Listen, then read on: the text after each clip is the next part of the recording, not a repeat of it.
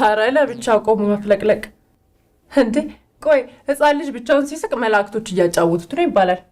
አንቺ ስትስቂ ማን እያጫወተት ነው? እንበል ይትባረክ እያጫወተ ይትባረክ።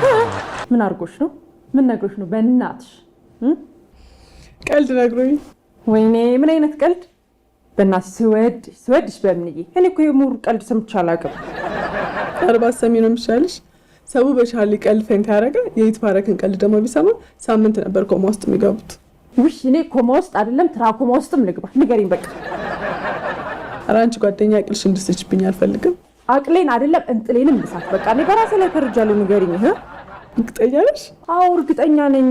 በራሴ ላይ ለሚደርሰው ነገር እንዳልቃይዳ ኃላፊነቱን ወስጃለሁ። በቃ ንገሪኝ እስቲ። ማይ በሚሞች እኔ ከሞትኩ ቀልዱ ማን ይነግርሻል?